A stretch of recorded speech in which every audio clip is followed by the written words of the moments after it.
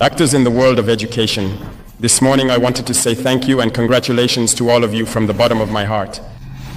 Congratulations for your courage. Congratulations for your selflessness. Congratulations for your resilience.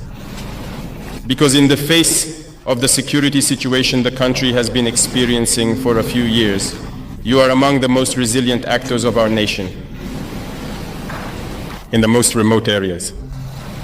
Under terrorist control, we receive reports from our fighters who inform us that very often the only state actors they encounter in these areas are either teachers or very often actors from the health sector. Thank you for this resilience.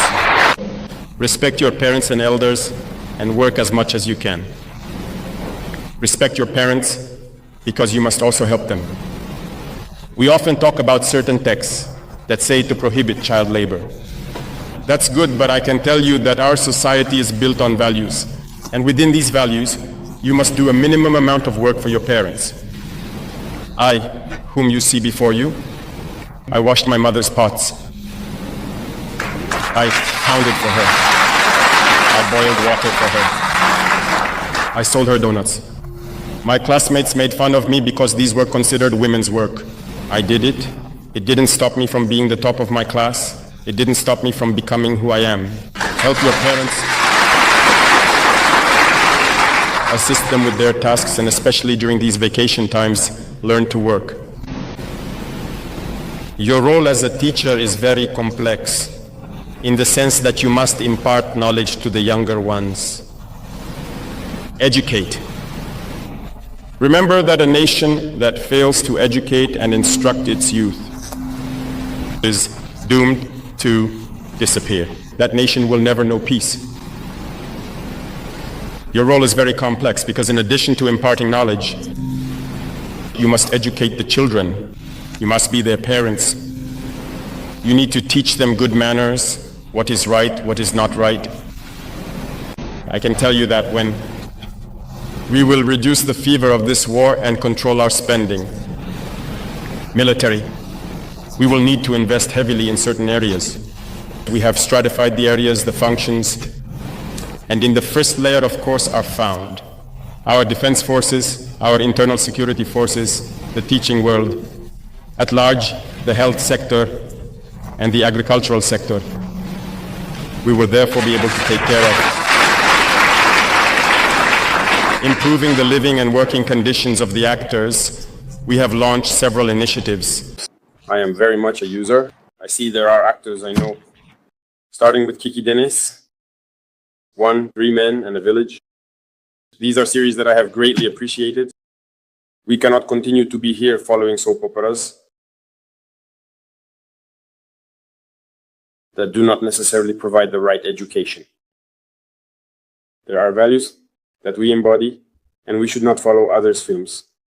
And by watching these films, whether young men or young women, they adopt the behavior of others. And in this way, we lose our culture and we lose our identity. Africa wasn't always called Africa. Long before colonizers drew their borders, the people of this land called it something else. The name Africa was spread by the Romans after conquering the north. It wasn't ours, it was theirs. We had names rooted in our languages, Ethiopia, Libya, Kemet, and one name echoed across time. That name was Al-Kabulan, a word that means mother of mankind, or even Garden of Eden. African history didn't start with slavery, it started with civilization. They told you Africa had no schools before Europe came? Lie! Africa had universities older than Oxford, libraries bigger than Europe's. So why don't you know about them? While Europe was still in the Dark Ages, Africa had flourishing centers of learning.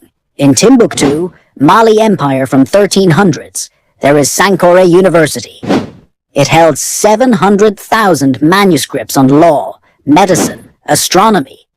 Students from Europe and Arabia studied here.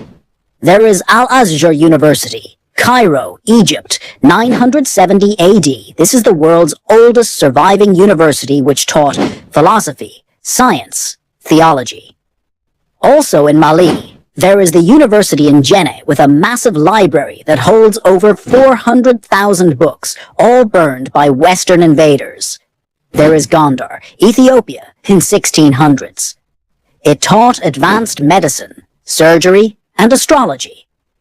Europe didn't bring education. They burned, looted, and erased Africa's knowledge. Timbuktu's manuscripts, thousands burned or stolen by French invaders.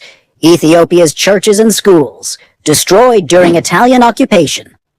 Benin's archives, wiped out in the 1897 British massacre.